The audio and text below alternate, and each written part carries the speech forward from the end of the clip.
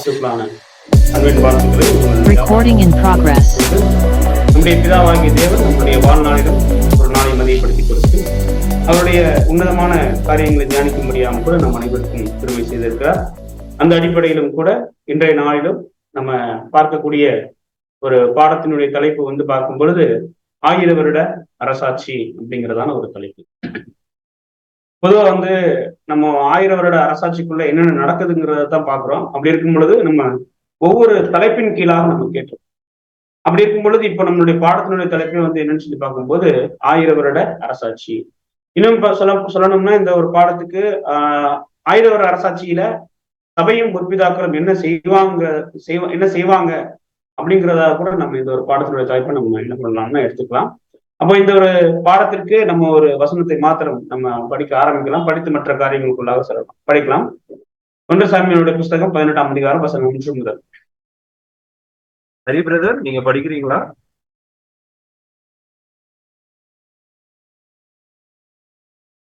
ஓகேங்க பிரதர். சரி, thank you. 1 Samuel 18ஆம் அதிகாரம் வசனங்கள் 1, 3 மற்றும் 4. அவன் சவுலோடே பேசி முடிந்த பின்பு யோனத்தானுடைய ஆத்மா தாவீதின் ஆத்மாவோடே ஒன்றாய் இசைந்திருந்தது. யோனத்தான் அவனை தன் உயிரை போல சிநேகித்தான். யோனத்தான் தாவீதை தன் ஆத்மாவை போல சிநேகித்ததினால் அவனும் இவனும் உடன்படிக்கை பண்ணி கொண்டார்கள். யோனத்தான் போர்த்து கொண்டிருந்த சால்வையை கழற்றி அதையும் தன் வஸ்திரத்தையும் தன் பட்டயத்தையும் தன் வில்லையும் தன் கச்சையையும் கூட தாவீதுக்கு கொடுத்தான். அதுவே சகோதர சகோதரிகளே, இப்போ நம்ம பாடத்தினுடைய தலைப்பு பார்க்கும்போது 1000 வருட அரசாட்சி. ஆனா நம்ம இந்த ஒரு பாடத்துக்கு நம்ம ஒரு ஆதார மையமாக 1 சாமுவேலுடைய புஸ்தகத்துல தாவீதுக்கும் மற்றும் யோனத்தானுக்கும் நடந்த காரியத்தை ஏன் இங்க ஒரு ஆதார வசனமாக நம்ம கொண்டு வரோம் அப்படிங்கிறத நம்ம பாடத்தினுடைய முடிவுல பார்க்கலாம். அப்போ நம்ம தேவனுடைய பிள்ளைகளாகிய நாம இந்த ஒரு வாய்ப்பை பயன்படுத்தி ஒவ்வொரு செவ்வாய்க்கிழமை தோறும் 1000 வருட அரசாட்சியில என்ன நடக்கிறது, அந்த 1000 வருட அரசாட்சியில தேவன் வைத்திருக்கக்கூடிய திட்டம் என்ன அப்படிங்கிறத தொடர்ந்து பார்த்துட்டு வரோம். அந்த அடிப்படையில இந்த நாளும் கூட 1000 வருட அரசாட்சியில் நடக்கக்கூடிய ஒரு முக்கியமான ஒரு விஷயத்தை தான் நம்ம இந்த ஒரு பாடத்தின் வாயிலாக பார்க்க போறோம். இந்த ஒரு ஆதார வசனத்தை பாடத்தினுடைய பின்பகுதியில நம்ம மீண்டுமாக பார்க்கலாம். அப்போ பொதுவா நம்ம 1000 வருட அரசாட்சின்னு சொல்லும் பொழுது நிறைய வசனங்கள் நம்மளுடைய ஞாபகங்களுக்கு வந்தாலும் முதல்ல நம்ம ரொம்ப முக்கியமா ஒரு தீர்க்கமா ஒரு வசனம் பார்க்கறாங்க. நம்ம எந்த வசனம் பார்ப்போம் அப்படின்னு சொல்லி பார்க்கும் பொழுது வெளிப்படுத்தின விசேஷத்துல இருக்கக்கூடிய ஒரு விஷயம். அப்ப இந்த ஒரு வெளிப்படுத்தின 14ஆம் அதிகாரத்துல வரக்கூடிய இந்த 1ஆம் வசனம் பார்க்கும் பொழுது அப்போஸ்தலனாகிய யோவான் அவர் ஒரு தீர்க்க தரிசனமா பார்க்கும் பொழுது பிற்காலத்துல நடக்கக்கூடிய ஒரு முக்கியமான ஒரு விஷயத்த சபையினுடைய நிறைவேறுதலும் அங்க கிறிஸ்துவனுடைய அந்த ஒரு 1000 அரசாட்சியில சபையும் கிறிஸ்துவும் எப்படி இருப்பாங்க, அவரோடு கூட யார் நிற்பாங்க அப்படிங்கிற ஒரு விஷயத்த கூட அங்க தெளிவா சொல்லும் பொழுது அந்த ஒரு காரியத்தை நம்ம ஒரு ஆராய்ச்சிக்குள்ள கொண்டு போகும் பொழுது அது எப்படி இருக்கும் அப்படின்னு சொல்லி பார்க்கிறோம்னா, அதாவது பிற்காலத்துல சபையினுடைய முழுமை அங்க அடையும் பொழுது அந்த ஒரு காரியம் எப்படியாக இருக்குங்கிறத யோவான் நமக்கு என்ன பண்றாருன்னா முன்பாகவே அவர் தீர்க்க தரிசனமாக உரைக்கிறார். அந்த ஒரு காரியத்துல நம்ம கவனிச்சு பார்த்தோம்னா அவரோட கூட நிக்கிறவங்க 144,000 பேர். அவங்களுடைய நெற்றிகள்ல பிதாவினுடைய நாமம் தெரிவிக்கப்பட்டிருக்கு. அப்ப இந்த ஒரு காரியம் முழுமையாக நடக்கும் பொழுது அது எந்த ஒரு விஷயத்த அடையாளப்படுத்தும் சொல்லி பார்த்தோம்னா 1000 வருட அரசாட்சியில சபையும் கிறிஸ்துவும் எப்படி இருப்பாங்க அப்படிங்கிறதான ஒரு விஷயத்த இந்த ஒரு வசனம் நமக்கு படம் பிடிச்சு காட்டுது. அப்ப 1000 வருட அரசாட்சியில சபையும் கிறிஸ்துவும் அங்க இருப்பாங்க. இப்படி இருக்கும் பொழுது இந்த பூமியில நிச்சயமாக அங்க என்ன நடக்கும் அப்படின்னு சொல்லி பாக்குறோம்னா ஒரு உயிர்த்தெழுதல் அப்படிங்கிற ஒரு விஷயம் நடக்கும். இப்போ நம்ம ஏதாவது ஒரு பதில் கேட்டோம்னா சொல்ல முடியாத ஒரு தருணத்துல நீங்க இருக்கிறதுனால நானே பதில் கேட்டு கேள்வியும் கேட்டு பதிலையும் சொல்லி நான் என்ன பண்றேன்னா இந்த ஒரு பாடத்துக்குள்ளாக கடந்துப்போம். அப்போ நமக்கு தெரியும் கிறிஸ்துவும் சபையும் அங்க முழுமையடைந்து அங்க 1000 வருட அரசாட்சியில இருக்கும் பொழுது இங்க பிரதானமா இந்த பூமியில என்ன வேலை நடக்கும் அப்படின்னு சொல்லி பார்க்கும் பொழுது உயிர்த்தெழுதல் நடக்கும். அப்ப அந்த உயிர்த்தெழுதல் நமக்கு தெரியும் எப்படி எல்லாம் நடக்கும் என்று சொல்லி நமக்கு தெரிந்திருக்கிறபடி சபைக்கு அடுத்து திரள் கூட்டம், அதுக்கப்புறம் பார்க்கும் பொழுது முற்பிதாக்கள், அதுக்கப்புறம் இஸ்ரேல் ஜனங்களை தொட்டு ஒட்டுமொத்த உலக ஜனங்களும் வருவாங்க. ஒரு சில ஜனங்கள் என்ன பண்ணுவாங்கன்னா அதாவது மரணத்தை காணாமலே அடுத்த ஒரு ராஜ்யத்துக்குள்ள பிரவேசிப்பாங்க. இதெல்லாம் உள்ளடக்கியதான் எதுன்னு சொல்லி பாக்குறோம்னா 1000 வருட அரசாட்சி. ரைட். இந்த 1000 வருட அரசாட்சியில இப்ப உயிர்த்தெழுந்து ஜனங்கள் வரும் பொழுது இங்க யோவான் பார்க்கிறார் ஆட்டுக்குட்டியானவரையும் அவரோட கூட இருக்கக்கூடிய பிதாவினுடைய நாமம் தரிக்கப்பட்ட 1,44,000 பேரையும் நான் என்ன பண்றேன் நிக்க காணுகிறேன். அப்படி ஒரு 1000 அரசாட்சியில சபையும் கிறிஸ்துவும் ஒன்று சேர்ந்ததுக்கு அப்புறம் இந்த பூமியில ஒரு உயிர்த்தெழுதல் நடக்குது. நடந்து அந்த உயிர்த்தெழுந்து வரக்கூடிய ஜனங்களுடைய விஷயம் நமக்கு தெரியும். அதாவது அவங்களுடைய சிந்தை எப்படி இருக்குன்னு சொல்லி பார்க்கும்போது அபூர்ண சிந்தையாக இருக்கும். சரீரம் பரிபூர்ணமாக, அதாவது பரிபூர்ணம் நம்ம சொல்ல முடியாது, எந்த ஒரு குறைபாடு இல்லாத சரீரத்தை தேவன் அவங்களுக்கு என்ன பண்ணிருப்பாங்கன்னா கொடுத்திருப்பாங்க அப்படிங்கிறத பார்க்கலாம். அப்படி உயிர்த்தெழுந்து வரக்கூடிய ஜனங்களுக்கு இப்போ 1,44,000 பேரும் கிறிஸ்துவோடு சேர்ந்து அவர்களுக்கான ஒரு ஊழியத்தை அங்க ஏறெடுக்க ஆரம்பிப்பாங்க. அப்படி ஏறெடுக்கும் பொழுது சபையினுடைய வேலை என்னவாக இருக்கும் அப்படின்னு நம்ம ஒரு கேள்வியாக வச்சோம்னா, பொதுவா நம்ம மத்தியில வரக்கூடிய மிக அதிகமான பதில் எதுவா இருக்குன்னு சொல்லி பார்த்தோம்னா, போதிக்கக்கூடிய வேலை செய்யணும். 1,44,000 பேரும் என்ன பண்ணுவாங்க அப்படிங்கிற ஒரு கேள்வி வச்சோம்னா, அதாவது 1,44,000 பேருக்கும் என்ன இருக்குன்னா, 1000 அரசாட்சியில ஒரு வேலை இருக்கு, கிறிஸ்துவோடு சேர்ந்து ஒரு வேலை இருக்குன்னா, அனைவரும் சொல்லக்கூடிய பதில் என்னவாக இருக்குன்னு சொல்லி பார்க்கும் பொழுது, சபை என்ன பண்ணணும்னா உயிர்த்தெழுந்து வரக்கூடிய ஜனங்களுக்கு போதிக்கக்கூடிய ஒரு காரியத்தை செய்வாங்க அப்படிங்கிற ஒரு விஷயம் நம்ம மத்தியில காணப்படக்கூடிய மிக பொதுவான ஒரு பதிலாயிரும். ஆனா இப்ப நம்மளுடைய கேள்வி என்னன்னு சொல்லி பார்த்தோம்னா, 1,44,000 பேருக்கும் போதிக்கிறது மட்டும்தான் வேலையா இருக்குமானா நிச்சயமாக இருக்கிறதுனால வாய்ப்பு. ஏன் அப்படின்னு சொல்லி பார்த்தோம்னா, நல்லா கவனிச்சு பார்த்தோம்னா, இந்த பூமியில நம்ம வாழும் பொழுது அனைவர் இருக்கிறோம். தேவனுடைய பிள்ளைகளாக நாம அநேக பேர் என்ன பண்றோம்னா, இந்த பூமியில இருக்கும் பொழுது நம்ம பார்க்கக்கூடிய வேலைகள் ஒரே மாதிரி இருக்கா? இந்த மாம்சீக பிரகாரமாக நம்ம ஏறெடுக்கக்கூடிய வேலைகள் ஒரே மாதிரி இருக்கான்னு நிச்சயமாக இல்லை. வேலைகள்ல வித்தியாசம். எப்படி இந்த பூமிக்குரிய காரியங்கள்ல மாம்சீக விஷயங்கள்ல ஒரு வித்தியாசம் காணப்படுதோ, அதே போல கிறிஸ்துவும் சபையும் அங்க நிக்கிறத யோவான் பார்க்கும் பொழுது, யோவான் அங்க தெளிவா சொல்றார், பிதாவினுடைய நாமம் தரித்திருக்கக்கூடிய 1,44,000 பேரை பார்க்க. அப்ப அந்த 1,44,000 பேரும் கண்டிப்பா இந்த பூமியில என்ன பண்ணுவாங்கன்னா, இந்த பூமிக்கு தேவையான ஒரு காரியத்தை கிறிஸ்து மூலமாக ஈடுபடும் பொழுது நிச்சயமாக ஏதோ ஒரு வேலையை செய்வாங்க. அப்படி இந்த வேலைகள்ல நமக்கு தெரிந்திருக்கிறபடி நம்ம கூறக்கூடிய பதில் என்னன்னா, அவங்க போதிக்கிற வேலை அப்படின்னு நம்ம சொல்லுவோம். ஆனா நல்லா கவனிச்சு பார்த்தோம்னா, எப்படி இந்த ஒரு பூமியில மாம்சீக வேலைகள்ல வித்தியாசம் இருக்கோ, அதே போல எதுலையும் வித்தியாசம் இருக்குன்னு சொல்லி பாக்குறோம்னா, ஆவிக்குரிய வேலைகளிலும் வித்தியாசம் காணப்படுவதாக இருக்கிறது. ஏன்னா நம்ம கவனிச்சு படிக்க, அதாவது சொல்லி பாக்குறோம்னா வித்தியாசம் இருக்கிறது அப்படின்னு நம்ம படிக்கிறோம். அதாவது நட்சத்திரம் நம்ம அங்க ஒரு வேறுபாடு இருக்கிறத அங்க வசனங்கள்ல நம்ம பொருந்தியர்ல படிக்கிறோம். அப்படின்னா நம்ம என்ன யூகிக்கிறோம் அப்படின்னு சொல்லி பாக்குறோம்னா, நிச்சயமாக ஒவ்வொரு திருச்சபையாக மாறக்கூடிய ஒவ்வொரு அங்கங்களுக்கும் ஒரே மாதிரியான வேலை இருக்க போறதில்ல. அந்த வேலைகள்ல என்ன இருக்குன்னு சொல்லி பார்த்தோம்னா, ஆவிக்குரிய வேலைகள்ல வித்தியாசம் இருக்குங்கிறத கூட நம்ம ஒரு வசனத்தின் வாயிலாக படிக்க ஆரம்பிக்கலாம், வாசிக்கலாம். வெளிப்படுத்துதல் 14ஆம் அதிகாரம் 13ஆவது வசனம். வெளிப்படுத்தல் 14ஆம் அதிகாரம் 13ஆம் வசனம். பின்பு பரலோகத்தில் இருந்து ஒரு சத்தம் உண்டாக கேட்டேன், அது கர்த்தருக்குள் மரிக்கிறவர்கள் இது முதல் பாக்கியவான்கள் என்றெழுது. அப்படின்னா ஒரு திருச்சபையினுடைய ஆரம்பகட்ட வாழ்க்கையில இருந்து அதனுடைய முடிவு முடிஞ்சதுக்கு அப்புறம் அவங்களுடைய காரியம் திவ்யத்துக்குள்ள போகும் பொழுது அங்க என்ன நடக்குங்கிறத இங்க யோவான் பாக்குறாரு.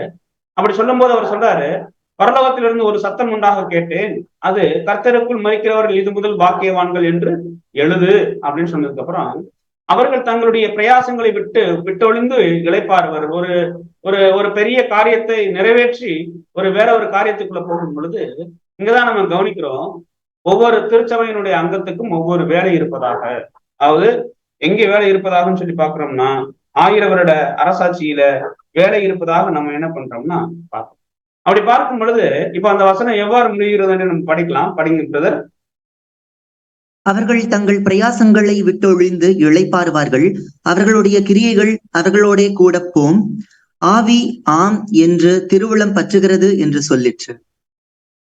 அப்ப நம்ம கவனிக்கிறோம் என்னன்னு சொல்லி பாக்குறோம்னா, அவருடைய கிரியைகள் அவர்களோட போகும். எப்போ இந்த பிரயாசங்களை விட்டொழிந்து என்ன பண்ணுவாங்கன்னா, தங்களுடைய மாம்சீக காரியங்கள் எல்லாம் அந்த பூமியில முடிஞ்சு, அதாவது அவங்க தேவனால் நிர்ணயிக்கப்பட்ட அந்த ஒரு காரியத்தை எல்லாம் முடிச்சதுக்கு அப்புறம் அவர்களுக்கு உண்டான பரிசை பெற்றுக்கொள்ள போகும் பொழுது இப்ப கூடவே எது போகுதுன்னு சொல்லி பாக்குறோம்னா, அவர்களுடைய கிரிகை அவர்களுடைய என்ன பண்ணும்னா போகும், அவர்களுடைய கிரிகை அவர்களுடைய போகும் என்று நம்ம என்ன பண்றோம்னா பார்க்கணும். அப்படின்னா அவங்க இந்த பூமியில ஏதோ ஒரு கிரிகை செஞ்சிருப்பாங்க, அந்த கிரிகை தேவனுக்கு பிரியமா இருக்கும். அந்த கிரியையை வைத்து தேவன் என்ன பண்ண போறாரு சொல்லி பாக்குறோம்னா, ஏதோ ஒரு முக்கியமான காரியத்தை அந்த 1000 வருட அரசாட்சி செய்யும். உதாரணத்துக்கு சொல்லணும்னா, இந்த பூமியில நம்ம இருக்கும் பொழுது, இந்த பூமியில நம்ம வாழக்கூடிய காலங்கள்ல நம் அனைவருமே ஒரே மாதிரியான ஆவிக்குரிய கிரிகைகள் இந்த பூமியில செய்யறோமானா நிச்சயமா கிடையாது. ஒவ்வொருத்தருக்குமே என்ன இருக்குன்னு சொல்லி பார்த்தோம்னா ஒவ்வொரு வித்தியாசங்கள் இருக்கு. ஒரு சகோதரன் ஏ இருக்காருன்னா அவர் எந்த அளவுக்கு ஆவிக்குரிய காரியத்தை இந்த பூமியில ஈடுபடுறாரோ அதே போல சகோதரன் பி என்ன பண்ண மாட்டாருன்னா ஈடுபட மாட்டார். அவருக்கென்று தேவன் ஒரு காரியத்தை கொடுத்திருப்பார். அந்த ஒரு கிரிகையில் அவர் என்ன பண்ண இருந்திருப்பாருன்னா கொஞ்சம் மேலோங்கினவரா இருப்பார். அப்படி பார்க்கும் பொழுது ஒவ்வொருவருமே என்ன பண்ணுவோம்னு சொல்லி பார்த்தோம்னா ஒவ்வொரு கிரிகைகளை தேவனுக்கு பிரியமாக பண்ணுவோம். உதாரணத்துக்கு நம்ம சொல்லணும்னா 2 சகோதரர்கள் அவங்களுக்குள்ள மனஸ்தாபம் ஆகும்போது இப்ப அந்த மனஸ்தாபத்தை தீர்க்க வைக்க எல்லா சகோதரனாலும் முடியுமான்னு முடியாது. பர்டிகுலரா அந்த சமாதானம் செய்யக்கூடியதுல ஒருத்தர் என்னவா இருப்பாருன்னா ரொம்ப ஒரு நல்ல காரியம் செய்யக்கூடியவரா இருப்பார். உடனே என்ன பண்ணுவாங்கன்னா அந்த சகோதரன் மூலமா பேசினா அவங்க 2 பேரும் என்ன ஆயிடுவாங்க, ஒரு இணக்கத்துக்குள்ள வருவாங்க. அப்படி நம்ம என்ன பண்றோம்னா பாக்குறோம் இல்லைங்களா? இது போல ஒவ்வொருவருக்குமே இந்த பூமியில் என்ன இருக்குன்னு சொல்லி பார்த்தோம்னா தேவனுக்கேற்ற கிரிகைகள் இந்த பூமியில் என்ன பண்ணிருப்பாங்கன்னா செஞ்சிருப்பாங்க. அந்த கிரிகை எங்க போகும்னா அவர்களோட கூட போகும். அப்படின்னா நம்ம என்ன புரிஞ்சுக்கலாம்னா அவர்கள் பரிசை பெற்றுக்கொள்ளும் பொழுது, பந்தய பொருளை பெற்றுக்கொள்ளும் போது, கிறிஸ்துவுடனே கூட இருக்கும்போது அந்த கிரிகை அவர்களோடு போய் என்ன செய்யும் சொல்லி பார்க்கும் பொழுது அவர்களுக்கென்று தேவன் அந்த 1000 வருட அரசாட்சியில நிர்ணயிக்கக்கூடிய வேலையை அங்க என்ன பண்ணுன்னு சொல்லி பார்த்தோம்னா வகிப்பதாக அங்க என்ன பண்ணணும்னா காணும். அப்போ நம்ம கவனிக்கிறோம், ஒவ்வொரு திருச்சபை பிள்ளைகளுக்கும் ஒரே மாதிரியான வேலை இருக்குமானா இல்ல. நட்சத்திரத்துக்கு நட்சத்திரம் எப்படி வித்தியாசம் இருக்கோ அதே போல அவங்க 1000 வருட அரசாட்சியில கிறிஸ்துவோடு போயிருக்கும் பொழுது ஒவ்வொருவருக்கும் உண்டான வேலையில என்ன இருக்குன்னு சொல்லி பார்த்தோம்னா வித்தியாசம் இருக்கு. இப்ப சபையினுடைய வேலைகள்ல வித்தியாசம் இருக்குன்னா கண்டிப்பா வித்தியாசம் இருக்குங்கிறத நம்ம என்ன பண்றோம்னா கண்டுபிடிக்கிறோம். ஏன்னா சபைக்கு முதல்ல வேலை இருக்கான்னா வேலையே இருக்கு, நிறைய வேலைகள் இருக்கு. அப்படி இருக்கக்கூடிய ஒவ்வொரு வேலைகளிலும் அங்க என்ன இருக்குன்னு சொல்லி பார்த்தோம்னா வித்தியாசம் இருப்பதாக நம்ம என்ன பண்றோம். அப்படி வித்தியாசங்கள் ஒவ்வொருத்தருடைய வேலையில காணப்படும் போது ஒவ்வொருவருமே அந்த ஒரு வேலை என்னவாக இருப்பாங்கன்னா பிரதானமாக இருப்பாங்க. உதாரணத்துக்கு சொல்லணும்னா அப்போஸ்தலனாகிய பவுல் அவருக்கு ஒரு வேலையை தேவன் கொடுத்திருப்பார். அப்போஸ்தலனாகிய பேதுரு அவங்களுக்கு ஒரு வேலையை கொடுத்திருப்பார். எல்லாருக்குமே ஒரே மாதிரியான வேலைகளை தேவன் என்ன பண்றது இல்லைன்னா தருவதில்லை. அதனாலதான் நம்ம பாக்குறோம் அவர்களுடைய பிரயாசம் அவர்களுடைய அதாவது அவங்களுடைய கிரிகை அவர்களுடைய கூட என்ன பண்ணும்னா போகும் அப்படின்னு. அப்ப நிச்சயமாக நம்ம ஒரு விஷயத்தை கண்டுபிடிக்கிறோம், ஒவ்வொரு திருச்சபை அங்கத்துக்கும் என்ன இருக்குன்னா அந்த 1,44,000 பேருக்கும் ஒவ்வொருவருக்குமே என்ன இருக்குன்னு சொல்லி பார்த்தோம்னா ஒவ்வொரு வேலைகள் இருப்பதா. அப்படி எவ்வளவு வேலைகள் இருக்குங்கிறதுலாம் நமக்கு தெரியல. ஆனா ஒண்ணு கண்டுபிடிக்கிறோம், சபைக்கு வேலைங்கிறது என்ன இருக்குன்னு சொல்லி பார்த்தோம்னா நிறைய வேலை இருக்கு. அதுல வேதத்துல நமக்கு எப்படி இருக்குன்னா நிழல்களாக இருக்கு, வசனங்களாக இருக்கு. இப்ப நம்ம என்ன பண்ண போறோம், 1000 வருட அரசாட்சியில சபைக்கு இருக்கக்கூடிய ஒரு சில வேலைகளை வசனங்கள் மூலமாக நிழல் பொருள் மூலமாக நம்ம என்ன பண்ணலாம்னா பார்க்கலாம். இப்போ நம்ம உதாரணத்துக்கு நம்ம ஆதியாகமத்துல எடுத்துக்கிட்டோம்னா ஆதியாகமத்துல ரெபேக்காலை பத்தி சொல்லும் பொழுது படிக்கலாம். ரெபேக்கால் மணிகர் ஆதியாகமம் 24ஆம் அதிகாரம் 60வது. ஆதியாகமம் 24ஆம் அதிகாரம் 60ஆம் வசனம், ரெபேக்காளை வாழ்த்தி, எங்கள் சகோதரியே, நீ கோடா கோடியாய் பெருகுவாயாக, உன் சந்ததியார் தங்கள் பகைஞருடைய வாசல்களை சுதந்திரித்துக் கொள்வார்கள் என்று ஆசீர்வதித்தார்கள். பாத்தீங்கன்னா இங்க ரெபேக்காலை பத்தி சொல்லும் பொழுது சகோதரியே நீ கோடாய் கோடியாக பெருகுவாயாக அப்படின்னா இது ரெபேக்காலுடைய வாழ்க்கையில் நடக்கிறதுக்கு உண்டான வாய்ப்பே இல்லை. இது யாரை பற்றி சொல்லக்கூடிய ஒரு நிழல் சொல்லி பார்த்தோம்னா திருச்சபையை பற்றி சொல்லக்கூடிய ஒரு நிழல். நம்ம திருச்சபை எப்படி இருக்கும் அப்படின்னு பார்க்கும்போது ரெபேக்கால் மாதிரி இருப்பாங்க. ரெபேக்கால் மாதிரி இருப்பாங்கன்னா ரெபேக்காலை பார்த்து சொல்லக்கூடிய ஆசீர்வாதம் நீ கோடாய் கோடியாக பெருகுவாயாக அப்படின்னா என்ன கண்டுபிடிக்கிறோம்னா இங்க ரெபேக்கால் எப்படி இருப்பாங்கன்னு சொல்லி பார்த்தோம்னா எப்படி, அதாவது ரெபேக்கால் யாருக்கு அடையாளமா இருக்காங்கன்னா திருச்சபைக்கு அடையாளமா இருக்காங்க. திருச்சபை 1000 வருட அரசாட்சியில எப்படி இருப்பாங்கன்னா ஒரு தாயை போல என்ன பண்ணுவாங்கன்னா இருப்பாங்க. அதான் படிக்கிறோம், மதர் ஆஃப் 1000 மில்லியன்ஸ், அதாவது கோடா கோடி ஜனங்களுக்கு அவங்க எப்படி இருப்பாங்கன்னு சொல்லி பார்க்கும்போது ஒரு தாயாக இருப்பாங்க. ஒரு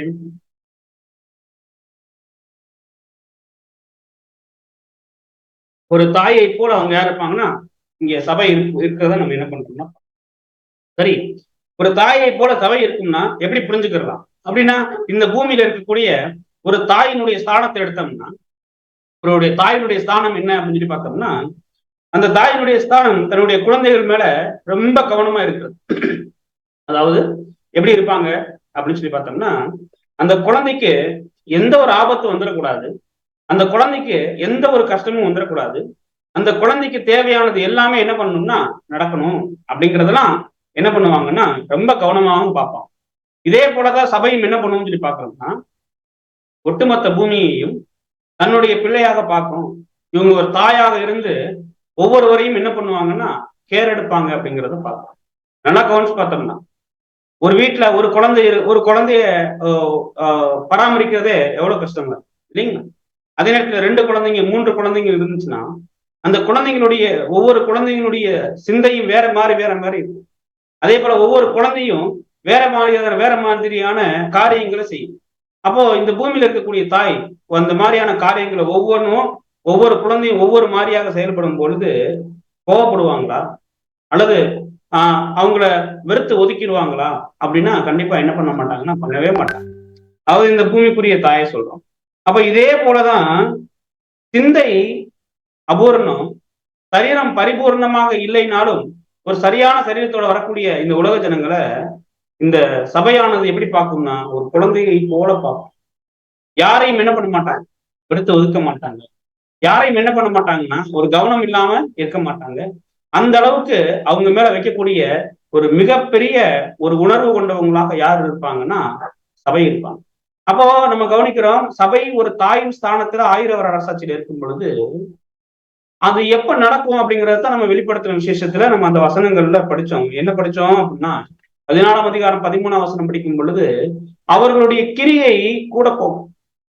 அவர்களுடைய கிரியை அவர்களோட போகும் அப்படின்னா என்ன புரிஞ்சுக்கலாம்னா, அவங்க 1000 வருஷ அரசாட்சியில தாயாக இருக்கக்கூடிய ஒரு ஒரு ஒரு செயல்பாடு உள்ள ஒரு அங்கமாக இருப்பாங்கன்னா இந்த பூமியில அதற்குண்டான கிரியை அவங்க என்ன பண்ணிருப்பாங்கன்னா செஞ்சிருப்பாங்க. அன்புக்குரிய சகோதர சகோதரி, நம்ம என்ன சொல்ல வரோம்னா, அதாவது ஒரு குழந்தைக்கு முகத்துல ஒருவேளை சளி ஒழுகுதுன்னா அந்த குழந்தைய அந்த தாய் அருவருப்பா பார்ப்பாங்கன்னா பார்க்க மாட்டாங்க. அதான் தாயின் சாணம்.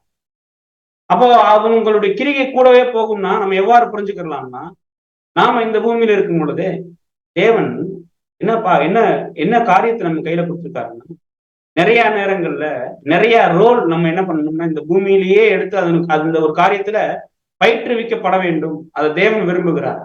எப்படி அப்படின்னு சொல்லி பார்த்தோம்னா, எப்படி ஒரு தாய் யாரையுமே வெறுக்க மாட்டாங்களோ அதே போல நமக்குள்ளேயும் அந்த மாதிரியான காரியங்கள் காணப்படக்கூடாது. எப்படி ஒரு தாய் எந்த ஒரு குழந்தையும் நிராகரிக்காதோ அதே போல நமக்குள்ளேயும் அந்த மாதிரியான கிரியைகள் என்ன பண்ணப்படுதுன்னா காணப்படுது. இந்த மாதிரி தாயினுடைய காரியத்தை வைத்து நம்ம அநேக காரியங்கள் சொல்லலாம். உதாரணத்துக்கு ஒரு தாய் தன்னுடைய குழந்தைக்கு பசிக்குதுன்னு சொன்னா அவங்களுக்கு சாப்பாடு கொடுக்காம இருப்பாங்கன்னா நிச்சயமா இருக்க மாட்டாங்க. அதே நேரத்துல ஒரு குழந்தைய எப்படியெல்லாம் அவங்க பேணி காப்பாங்களோ அதே போல நாம இந்த பூமியில இருக்கும் பொழுது நமக்கு பிள்ளையாக அல்லது நமக்கு சக சகோதர சகோதரிகளை நம்ம எவ்வாறாக பார்க்கிறோம், ஒரு சகோதரர் மத்தியில காணப்படக்கூடிய ஒவ்வொரு குறைபாடையும் எந்த மாதிரியான கோணத்துல பார்க்கணும் அப்படின்னா இங்க நம்ம பார்க்கிறோம் ஒரு தாயாக இருந்து இல்லைங்களா? அதனாலதான் அப்போஸ்தலனாகிய பவுல் சொல்லும் பொழுது, அதாவது உங்களை பெற்று எடுக்கிற வரைக்கும் நான் என்ன பண்றேன்னா கர்ப்ப வேதனைப்படுகிறேன். ஒரு நல்ல செயல்பாடுக்குள்ள நம்ம அந்த அவங்களை கொண்டு வர்றதுக்காக அப்போஸ்தலனாகிய பவுல் ஏறெடுக்கக்கூடிய பிரயாசம் எப்படி இருக்குன்னா ஒரு தாயின் ஸ்தானத்தை போல இருக்கு. அப்போ நம்ம நிச்சயமாக கண்டுபிடிக்கிறோம் சபைக்கு ஒரு வேலை இருக்கு. அந்த தாயாக அங்க 1000 வருட அரசாட்சியில் இருப்பாங்கன்னா அதனுடைய கிரிகள் இந்த பூமியில என்ன பண்ணிருக்கோம் நடந்துக்கும். அப்படி நடந்தாலே ஒழிய நம்ம அப்படிப்பட்டதான காரியங்கள்ல அங்க ஈடுபட முடியும். அடுத்து நம்ம பார்த்தோம்னா சபை 1000 வருட அரசாட்சியில என்ன பண்ணும்னா நியாயாதிபதியாக இருக்கும். நியாயாதிபதியாக இருந்து அவங்க என்ன பண்ணுவாங்கன்னு சொல்லி பார்த்தோம்னா நியாயம் தீர்க்கக்கூடிய காரியத்தை பண்ணுவாங்க. வசனம் படிக்கலாம் பாரு. 1 கொரிந்தியர் 6ஆம் அதிகாரம் 2 மற்றும் 3. 1 கொரிந்தியர் 6ஆம் அதிகாரம் வசனங்கள் 2 மற்றும் 3. பரிசுத்தவான்கள் உலகத்தை நியாயம் தீர்ப்பார்கள் என்று அறியீர்களா? பரிசுத்தவான்கள் உலகத்தை நியாயம் தீர்ப்பார்கள் என்று அறியீர்களா அப்படிங்கிற ஒரு விஷயத்தை படிச்சுட்டு தேவதூதர்களையும் நியாயம் தீர்ப்பார்கள் என்று அறியீர்களா. அப்படின்னா நம்ம இன்னும் இது மட்டும் இல்ல, மத்தேயு 19ஆம் அதிகாரம் 28ஆம் வசனம் படிக்கும் பொழுது, மனுஷகுமாரன் மறுஜன்ம காலத்திலே மகிமையுள்ள சிங்காசனத்திலே வீற்றிருக்கும் பொழுது நீங்களும் என்ன பண்ணுவீங்கன்னா இங்க நியாயம் விசாரிக்கக்கூடிய வேலையை பண்ணுவீங்க. அப்ப நம்ம கண்டுபிடிக்கிறோம் சபை என்ன பண்ணும் அப்படின்னு சொல்லி பார்த்தோம்னா, ஐயரோட சாட்சியில நியாயாதிபதியாக இருக்கும், நியாயம் தீர்க்கும். அப்படின்னா ஒரு காரியத்தினுடைய முடிவை சரியா அங்க செயல்படுத்தும் அப்படிங்கிறத பார்க்கணும். அப்படின்னா அதனுடைய கிரிகள் இந்த பூமியில நடந்தேறி இருக்கணும்ல. அப்ப நடந்தேறி இருக்கணும்னா சபை ஆயிரவர் அரசாட்சியில நியாயாதிபதியா இருக்கும்னா, நியாயம் தீர்க்கக்கூடிய வேலையை செய்யும்னா, இந்த பூமியில என்ன செஞ்சிருக்க கூடாதுன்னு சொல்லி பார்த்தோம்னா ஒருவரையும் நியாயம் தீர்க்கு. அதுதான் அதனுடைய எதிர்மறையான ஒரு விஷயம். இங்க ஒருவரையும் அவங்க மனதளவுல நியாயம் தீர்த்து அந்த ஒரு காரியம் தவறாயிருச்சுன்னா அது தேவனுடைய பார்வையில் எப்படி இருக்குன்னா பிரதியாகலாம் இருக்காது.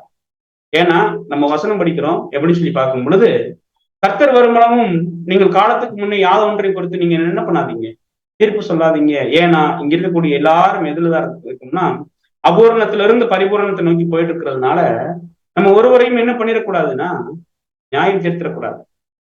அப்போ நம்ம சில நேரங்கள்ல ஒரு தவறு நடக்கும் பொழுது, ஒரு சகோதரன் தவறும் பொழுது சபையாய் கூடி நியாயம், அதாவது ஒரு விஷயத்த நம்ம பண்ணக்கூடிய காரியத்தை நம்ம வேண்டாம்னு சொல்றோம்னா அப்படி அல்ல, அது நிச்சயமாக இருக்க வேண்டும். அது இல்லாமல் ஒருவருக்கொருவர் நம்ம என்ன பண்ணிடக்கூடாதுன்னா நியாயப்படுத்தி, அதாவது நியாயம் தீர்த்து விட கூடாது அப்படிங்கிறத கூட நம்ம என்ன பண்றோம்னா பார்க்கிறோம் அன்புக்குரிய சகோதர சகோதரி.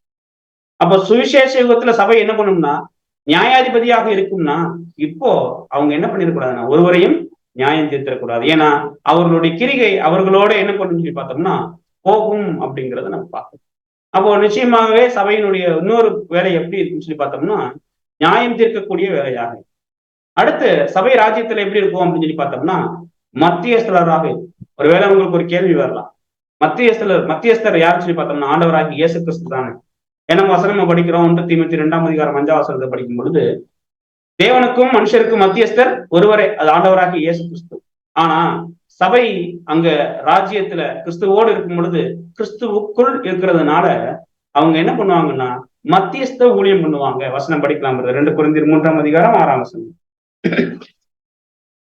2 கொரிந்தியர் 3ஆம் அதிகாரம் 6ஆம் வசனம். புது உடன்படிக்கையின் ஊழியக்காரராய் இருக்கும்படி அவரே எங்களை தகுதியுள்ளவர்கள் ஆக்கினார். அந்த உடன்படிக்கை எழுத்திற்குரியதா இராமல் ஆவிக்குரியதா இருக்கிறது. எழுத்து சொல்லுகிறது, எழுத்து கொள்ளுகிறது, ஆவியை உயிர்ப்பிக்கிறது. அதாவது சபை என்னவாக இருப்பாங்கன்னா புது உடன்படிக்கையினுடைய ஊழியக்காரராக இருக்கும்படி. அப்போ இப்போ புது உடன்படிக்கையினுடைய ஊழியக்காரர் ஆகுறதுக்கு உண்டான வேலைகள் நம்ம பார்த்துட்டு இருக்கோம். ஆயிரம் வருஷத்துல எப்படி இருப்பாங்கன்னா புது உடன்படிக்கையினுடைய ஊழியக்காரர், அதாவது கிறிஸ்துவுக்குள்ள இவங்களும் எப்படி இருப்பாங்கன்னா கிறிஸ்துவையும் சபையையும் 1000 வருஷத்துல தனியாக பிரிக்க முடியாது, அவங்க ஒரே சரீரமாக இருப்பாங்க. அப்படி இருக்கும் பொழுது இவங்க மத்தியஸ்த ஊழியம் பண்ணக்கூடியவங்களா இருப்பாங்க. மத்தியஸ்த ஊழியம்னா என்ன அப்படின்னா ஒப்புரவாக்குறது. ஒப்புரவாக்குறதுனுடைய அர்த்தம் என்ன அப்படின்னு சொல்லி பாக்குறோம்னா, அதாவது உடைந்து போன 2 இதயங்களை ஒன்றாக்குறதுக்கு பேர் தான் என்னன்னு சொல்லி பார்த்தோம்னா ஒப்புரவாக்குறது. உதாரணத்துக்கு நம்ம சொல்லணும்னா ஆதாம் தன்னுடைய தவறு நிமித்தமாக விழுந்து போன போது அவரை தொடர்ந்து என்ன ஆகுதுன்னு சொல்லி பார்த்தோம்னா அவருடைய சந்ததி முழுவதும் தேவனை விட்டு ரொம்ப தூரம் போயிருக்கு. ஆனா தேவன் அவருடைய வல்லமையினால அவங்க மத்தியில என்ன பண்ண முடியும்னா நெருங்க முடியும். ஆனாலும் தேவன் நீதிக்கு தேவனா இருக்கிறதுனால அவர் அப்படிப்பட்டதான காரியத்தை செய்யணும். அதே நேரத்துல இந்த சந்ததி தன்னை விட்டு தூரம் போகும் பொழுது அதை ஒரு கண்டுகொள்ளாதவராகவோ அல்லது அதனை குறித்து அக்கறை இல்லாதவராகவோ கவலைப்படாதவராகவோ தேவன் இருந்திருந்தாருன்னா அவருடைய குமாரனை என்ன பண்ணிருக்க மாட்டாருன்னா கொடுத்திருக்கணும். அப்போ நம்ம கவனிக்கிறோம், இந்த பக்கம் ஒருவருடைய இருதயங்கள் என்னதான் நம்ம சரியா வாழணும்னு நினைச்சா கூட தேவனோடு போய் சேர முடியாது. அதே நேரத்துல மறுபக்கம் தேவனே நினைச்சாலும் இந்த விழுந்து போன ஜனங்கள் மத்தியில அவங்களோடு போய் என்ன பண்ண முடியாதுன்னா ஒரு உறவுக்குள்ள கொண்டு வர முடியும். அப்போ 2 இதயங்கள் அங்க என்ன பண்ணுதுன்னா, இதயங்கள் என்று சொல்லுவது 2 உறவுகள் அங்க அதாவது என்ன பண்ணப்பட்டிருக்குன்னா உடைக்கப்பட்டிருக்கு. இத சபை என்ன பண்ணணும்னு சொல்லி பார்த்தோம், கிறிஸ்துவோடு சேர்ந்து இந்த ஒப்புரவாக்குதலுடைய ஊழியத்தை அவங்க என்ன பண்ணுவாங்க. அப்ப இந்த ஒப்புரவாக்குதலுடைய ஊழியத்தை பண்ணணும்னா அதனுடைய கிரியைகள் இங்க என்ன பண்ணிருக்கணும்னா நடந்து முடிந்திருக்கணும். அன்புக்குரிய சபை அது நம்ம படிச்சோம்.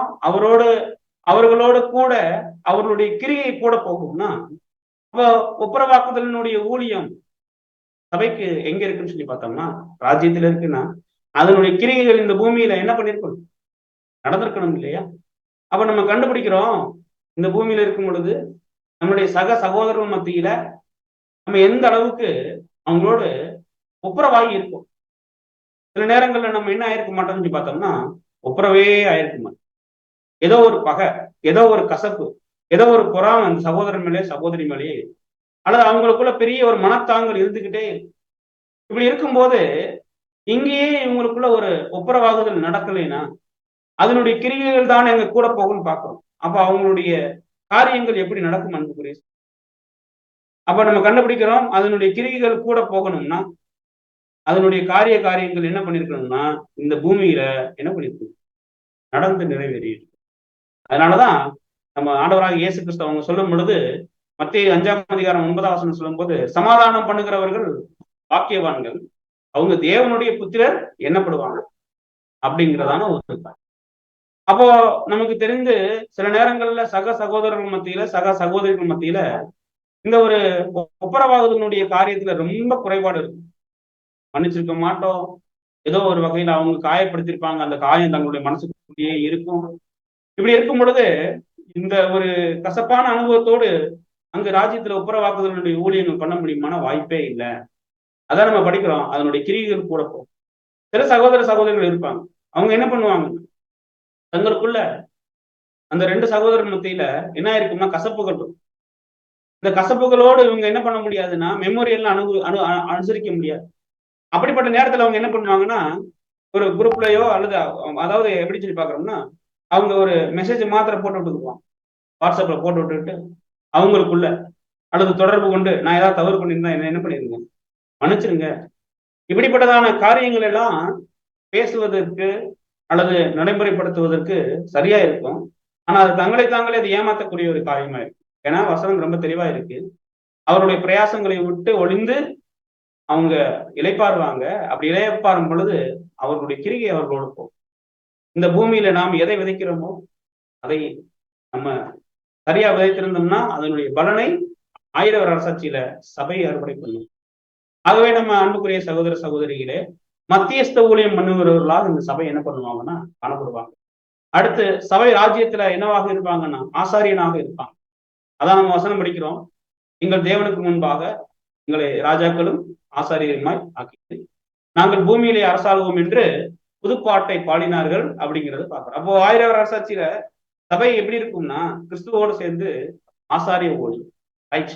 இப்போ ஆசாரிய ஊழியத்துல நம்ம கவனிச்சோம்னா ஒரு ஆசாரியனுடைய ஊழியம் எப்படி இருக்கும் அப்படின்னு சொல்லி பார்க்கும்போது நம்ம பழைய ஏற்பாட்டுல பார்க்கிறோம், ஜனங்களுடைய பலிய தேவனிடத்துல கொண்டு போய் சேர்க்கக்கூடிய காரியத்தை தான் யார் பண்ணுவாங்கன்னா இந்த பிரதான ஆசாரியர். அப்படி பண்ணும்போது நம்ம எபிரேயர்லாம் படிக்கிறோம், இந்த பிரதான ஆசாரியன் அதாவது பழைய ஏற்பாட்டுல இருந்த ஆசாரிப்பு கூடாரத்துல இருந்த பிரதான ஆசாரியன் ஜனங்களுடைய பலிகளை கொண்டு போய் சேர்க்கும் பொழுது என்ன வரும்னா பரிதபிப்பார். அவர் பரிதபிக்கக்கூடியவராக இருப்பார். ஐயோ இந்த மாதிரியான பாவங்களை ஜனங்கள் என்ன பண்ணிட்டாங்க, எப்படிதான் இந்த பாவங்களை பண்ணிட்டாங்களோ அப்படிங்கிறதான ஒரு பரிதவிப்பு என்ன பண்ணும்னா அவங்களுக்கு இருக்கும். ஆனா ராஜ்யத்துல இவங்க எப்படி இருப்பாங்க அப்படின்னு சொல்லி பார்க்கும்போது அவங்க அங்க ராஜ்யத்துல எப்படி இருப்பாங்கன்னா இரக்கமுள்ள பிரதான ஆசாரியராக இருப்பாங்க. எபிரேயர்ல ஆண்டவராக இயேசு கிறிஸ்துவ சொல்லும் பொழுது அவர் எப்படி இருப்பார் அப்படின்னு சொல்லி பார்த்தோம்னா இரக்கமுள்ள பிரதான ஆசாரியராக இருப்பார். பரிதபிக்கக்கூடிய பிரதான ஆசாரியாக இருக்காம அவர் இரக்கமுள்ள பிரதான ஆசாரியாக இருப்பார். இந்த ஒரு ஸ்தானத்தை சபை என்ன பண்ணும்னா 1000 வருட அரசாட்சியில செய்வார். அப்படி செய்யணும்னா அதனுடைய கிரியை இந்த பூமியில நடந்திருக்கணும்ல. அப்போ இங்க நம்ம பார்க்கிறோம், இங்க நிழலான ஆசாரிப்பு கூடாரத்தில் இருக்கக்கூடிய ஒரு பிரதான ஆசாரியன் மற்றவர்களுடைய பலியை பார்த்து ஏதோ ஒரு வகையில தன்னுடைய மனதுக்குள்ள ஏதோ ஒரு காரியம் உருவாகும் இல்லையா? அப்படியெல்லாம் 1000 வருட அரசாட்சியில இந்த பிரதான ஆசாரியனாக ஆசாரிய ஊழியம் செய்யக்கூடிய இந்த சபை என்ன பண்ணாதுன்னா இருக்க. மாறாக எப்படி இருக்கும்னா கிறிஸ்துவை போல இரக்கமுள்ள பிரதான ஆசாரியனாக இருக்கும். அப்படின்னா ஒவ்வொருவரும் செய்யக்கூடிய பலி எப்படி இருக்கும், உயிர்த்தெழுந்து வரக்கூடிய ஜனங்கள் அவங்களுடைய பலி எப்படி இருக்கும்னா பலிகள்ல குறைபாடு இருக்கும். 1000 வருட அரசாட்சியில அந்த குறைய இவங்க எப்படி பார்க்க மாட்டாங்கன்னா பரிதபிக்கக்கூடிய ஒரு காரியமா பார்க்காம எப்படி பார்ப்பாங்கன்னா இரக்கமுள்ளவங்களா பார்ப்பாங்க. அப்ப அதனுடைய கிரியை இந்த பூமி நடந்திருக்கணும்னா, இப்போ நாம பலி செலுத்தி கொண்டிருக்கிறோம் இந்த சுவிசேஷ யுகத்துல. அப்படி செலுத்தும் பொழுது உடன் சகோதரனுடைய பலிய குறைவாக சில நேரத்துல எண்ணுவோம். என்ன இந்த பிரதர் இப்படி பலி செலுத்திட்டாரு, இவர் இப்படி என்ன பண்ணிட்டாரு, இவர் என்ன இவ்வளவு சத்தியம் கேட்டும் இப்படி பலி செலுத்திட்டு இருக்காரு, அப்படியெல்லாம் நம்ம யோசிப்போம். அல்ல, மாறாக அந்த ஒவ்வொரு ஒவ்வொரு சகோதரனும் தன்னால் முடிந்த பலியை செய்யும் பொழுது அவங்களை உற்சாகப்படுத்தி மேற்கொண்டும் அவங்களை என்ன பண்ணணும்னா பலி செலுத்தக்கூடியவர்களாக ஆக்க வேண்டியது யாருடைய பொறுப்பாக இருக்குன்னா, இங்க இருக்கக்கூடிய இப்ப நம்மளுடைய என்னவா இருக்குன்னா கடமையாக இருக்கு அனுப்பக்கூடிய. நல்லா கவனிச்சு பார்த்தோம்னா சில நேரங்கள்ல உடன் சகோதரனுடைய பலியை நம்ம என்ன பண்ணிடுவோம்னா அற்பமாக எண்ணிடுவோம். நல்லா கவனிச்சு பார்த்தோம்னா இப்ப நம்ம எங்க இருக்கோம் அப்படின்னு சொல்லி பார்த்தோம்னா பரிசுத்தத்துல இருக்கோம், இருந்து மகா பரிசுத்துக்குள்ள போக போறோம். அப்படி போகும்போது அங்க பழைய ஏற்பாட்டுல ஒவ்வொரு பலியினுடைய புகை அங்க என்ன பண்ணாதுன்னா அந்த ஆசாரியனுக்கு நாற்றத்தை உண்டு பண்ணாது, அது ஒரு சுகந்த வாசனையை உண்டு பண்ணும். ஆனா இங்க பார்க்கும் பொழுது இங்க இந்த சுவிசேஷ யுகத்துல இருக்கும் பொழுது சில சகோதரனுடைய பலியை நம்ம அற்பமாக எண்ணும் பொழுது அந்த புகை தங்களுக்குள்ள என்ன பண்ணுதான் துர்நாற்றம் வீசக்கூடிய ஒரு காரியத்தை அடையாளப்படுத்துறது மாதிரி காணப்படக்கூடிய காரியத்துக்குள்ள போயிடுவாங்க. ஆகவே அன்புக்குரிய சகோதர சகோதரி, சபை 1000 வருட அரசாட்சியில அவங்க ஆசாரியரா இருக்கும் பொழுது இரக்கமுள்ளவங்களா இருப்பாங்க. அடுத்தவர்களுடைய பலிய அற்பமா எண்ண மாட்டாங்க. பரிதபிக்காம அவர்களுக்காக இறக்கப்படுவாங்க. அதே போல இங்கும் உடன் சகோதரனா இருக்கக்கூடிய ஒவ்வொருவருடைய பலியிலும் குறைவு காணப்பட்டா அவங்களுக்காக நம்ம ஜெபங்களை ஏறெடுக்கணும், அவர்களை உற்சாகப்படுத்தணும். உற்சாகப்படுத்தி அவர்களை நல்வழிப்படுத்துவதற்கான காரியத்துல மேலும் மேலும் மேலும் மேலும் நம்ம என்ன பண்ணணும்னா ஊக்குவிக்கப்படுத்தப்பட வேண்டும் அன்புக்குரிய சகோதர. அடுத்ததாக சபை அங்க 1000 வருட அரசாட்சியில எப்படி இருக்கும்னா நிர்வாக பொறுப்புல இருக்கும். நிர்வாக பொறுப்புல இருக்கும் எப்படி அப்படின்னு பார்க்கும்போது படிக்கலாம். யோவான் மணிக்கணும் வெளிப்படுத்துதல் படிச்சுங்கிறது எனக்கு தெரியல. வெளிப்படுத்தல் 21ஆம் அதிகாரம் 2ஆம் வசனம். யோவானாகிய நான் புதிய எருசலேமாகிய பரிசுத்த நகரத்தை தேவனிடத்தினின்று பரலோகத்தை விட்டு இறங்கி வர கண்டேன். அது தன் புருஷனுக்காக அலங்கரிக்கப்பட்ட மணவாட்டியை போல ஆயத்தமாக்கப்பட்டிருந்தது. அப்போ அன்புக்குரிய சகோதர சகோதரிகளே, இந்த இடத்துல நம்ம எப்படி ஒரு அட்மினிஸ்ட்ரேஷனாக இருக்கும் சபை அப்படிங்கிறது எதோ சொல்றோம்னா, யோவானாகிய நான் என்ன பண்றேன் அப்படின்னா புதிய எருசலேமாகிய பரிசுத்த நகரத்தை தேவனிடத்துல இருந்து இறங்கி வந்து கண்டனா ஒரு சிட்டி எதுவும் இறங்கி வருதானா அல்ல. நகரம் அப்படிங்கிறதுக்கு உண்டான அர்த்தம் என்னன்னு சொல்லி பார்த்தோம்னா ஒரு அட்மினிஸ்ட்ரேஷன். பின்னாடி நம்ம பார்ப்போம் இந்த நகரம் அப்படிங்கிறதுக்கு உண்டான விளக்கத்தை நம்ம பார்ப்போம். அப்படின்னா என்ன புரிஞ்சுக்கலாம்னா சபை ஒரு பெரிய ஒரு அட்மினிஸ்ட்ரேஷன் இந்த பூமிக்கு என்ன பண்ண போகுதுன்னா அப்படி கொண்டு வரும் பொழுது அட்மினிஸ்ட்ரேஷன்னா என்னங்கிறத நம்ம ஓரளவுக்கு தெரிந்தவங்க தான் மீண்டும் ஒரு முறை நம்ம ஞாபகப்படுத்தும். அட்மினிஸ்ட்ரேஷன்னா என்ன அப்படின்னா இது நிறைய சகோதர சகோதரிகளுக்கு தெரிஞ்சிருக்கும். ஏன்னா அவங்க பணிபுரியக்கூடிய ஒவ்வொரு இடங்கள்லுமே என்ன இருக்குன்னா அட்மினிஸ்ட்ரேட்டர் ஆபீசர் ஒருத்தர் இருப்பார், அல்லது வந்து பார்த்தோம்னா ஒரு ஹெச்ஆர் டிபார்ட்மெண்ட் இருக்கும், ஒரு அட்மினிஸ்ட்ரேஷன் ஒன்று இருக்கும். ஏன் அப்படின்னா இந்த அட்மினிஸ்ட்ரேஷன் ஒவ்வொரு நிர்வாகமும் ஒவ்வொரு கம்பெனியும் ஏன் அதை கொண்டு வராங்க அப்படின்னு சொல்லி பார்த்தோம்னா ஒவ்வொருவருக்கும் ஒவ்வொரு வேலையை அங்க பிரித்து கொடுத்து அந்த கம்பெனியை சரியான முறையில இயக்குவதற்கு தேவையான ஒரு காரியங்களை செய்யறதுக்கு பேர் தான் அட்மினிஸ்ட்ரேஷன் அப்படிங்கிறத நம்ம பார்க்கிறோம். சுருக்கமா நிறைய காரியங்கள் இருக்கு, உங்களுக்கு தெரியாதவைகள் ஒன்றும் அல்ல. அப்படி பார்க்கும்போது இந்த அட்மினிஸ்ட்ரேஷனுடைய வேலை என்னன்னா ஒவ்வொருத்தவங்களுக்கும் ஒவ்வொரு ரோல் கொடுத்துருப்பாங்க. அந்த ரோல்ல மற்றவங்க யாருமே என்ன பண்ணக்கூடாதுன்னா தலையிடக்கூடாது. அப்போ இதே போல 1000 வருட அரசாட்சியிலையும் சபை நிர்வாக பொறுப்புல இருக்கும் பொழுது நிறைய பேர் இருப்பாங்க, 1,44,000 பேர் இருப்பாங்க, ஒவ்வொரு சகோதரனும் அங்க இருப்பாங்க. அப்படி இருக்கும்போது ஒவ்வொருவருக்குமே அந்த ராஜ்யத்துல நிர்வாக பொறுப்புல ஒவ்வொரு காரியம் இருக்கும். அப்படி இருக்கும் பொழுது சகோதரன் ஏ இருக்காருன்னு வைங்க, அவர் போய் சகோதரன் பி ஒருத்தர் இருக்காருன்னு வைங்க, அவருடைய வேலையில தலையிடுமானா தலையிடாது. அதுக்கு பேர் தான் சரியான அட்மினிஸ்ட்ரேஷன். உதாரணத்துக்கு சொல்லணும்னா அப்போஸ்தலனாகிய பவுல் அவங்க இருக்காங்க, அவங்களுக்கு என்று தேவன் ஒரு வேலையை கொடுத்திருப்பாங்கன்னு வைங்க, அதுல போய் இன்னொரு சகோதரன் மூக்கு நினைப்பாருன்னா நிச்சயமாக என்ன பண்ண மாட்டார், நம்ம கற்பனையில கூட நம்ம நினைச்சு கூட பாத்திர முடியாது. அந்த மாதிரியான காரியம் அங்க இருக்காது. இது ஏன் நம்ம சொல்றோம்னா அங்க 1000 வருட அரசாட்சி எப்படி இருக்குன்னா ஒரு பெரிய அட்மினிஸ்ட்ரேஷனையும் இந்த பூமிக்கு கொண்டு வரும். அதை யோவான் பாக்குறாருன்னா இதுல இருக்கக்கூடிய 1,44,000 பேரும் அந்த ஒரு ஓட்டத்துக்காக ஓடி இருக்கக்கூடிய நாம் அதனுடைய கிரியை இங்க நடந்திருக்கணும். அப்படின்னா இங்க நம்ம கண்டுபிடிக்கிறோம், அட்மினிஸ்ட்ரேஷன்னா என்னன்னா ஒருத்தருடைய வேலையில இன்னொருத்தர் நிச்சயமாக என்ன பண்ண மாட்டாருன்னா தலையிட மாட்டார். அதனாலதான் நம்ம வசனம் படிக்கிறோம். 1 கொரிந்தியர் 12ஆம் அதிகாரம் 18ஆம் வசனம் படிக்கும் போது, தேவன் தமது சித்தத்தின்படி அவயவங்கள் ஒன்றையும் என்ன பண்ணாருன்னா சரீரத்துல வச்சு. கண்ணு ஏன் வச்சேன்னு அதாவது கை கண்ணு ஏன் அங்க இருக்குன்னு கேட்க முடியாது சரிங்களா? அதே மாதிரி இடது கையை ஏன் அந்த பக்கம் வச்சுக்கன்னு தேவன் எந்த கேள்வியும் கேட்க முடியாது. இது சரியான ஒரு அட்மினிஸ்ட்ரேஷன் அப்படிங்கிற ஒரு விஷயத்துக்கு ஒரு அடையாளம். அப்போ சபை அங்க ஒரு பெரிய நிர்வாக பொறுப்பை இந்த பூமியில் நடத்தும் பொழுது ஒவ்வொருவருக்குமே ஒவ்வொரு வேலை இருக்கும். அந்த ஒவ்வொரு வேலைகளையும் என்ன பண்ண மாட்டாங்கன்னா தலையிட மாட்டாங்க. அப்படின்னா அதனுடைய கிரியை இங்க நடந்திருக்கணும் இல்லையா? அதனுடைய கிரியை இங்க நடந்து அந்த செயல்பாட்டுக்கு வந்திருக்கணும் இல்லையா? அப்படி வந்திருக்கணும்னா நமக்கும் சில நேரங்கள்ல அப்படிப்பட்ட ஒரு காரியங்களை தேவன் அனுமதிக்கும் பொழுது நாம தேவனால ஒரு சகோதரனுக்கோ ஒரு சகோதரிக்கோ நியமிக்கப்பட்ட வேலையில நம்மளுடைய காரியத்தை கொண்டு நுழைச்சோம்னா அதனுடைய கிரியைகள் இங்க நடக்காது. அப்ப நம்ம கண்டுபிடிக்கிறோம், சபைக்குன்னு ஒரு காரியம் இருக்கும் பொழுது அந்த ஒரு காரியத்தை தேவன் அவர் நிர்ணயித்த ஒரு காரியத்துல அங்க யாருமே என்ன பண்ண மாட்டாங்கன்னா குறைவோ அல்லது நெளிவு கண்டுபிடிக்காம சரியா நடத்துவாங்க. அப்போ இந்த ஒரு காரியம் இந்த மாதிரி நிறைய காரியங்கள் வேதத்துல நமக்கு அங்கங்க வசனங்களாகவும் நிழல்களாகவும் இருக்குங்கிறத பார்க்கணும். இருக்கும் பொழுது இப்போ சபையினுடைய வேலைகள் நிறைய இருக்கு, நிறைய வசனங்கள் இருக்கு, நம்ம கொஞ்சம் தான் போட்டிருக்கோம். இப்படி இருக்கக்கூடிய சபைய உலக ஜனங்கள் பார்ப்பாங்களா?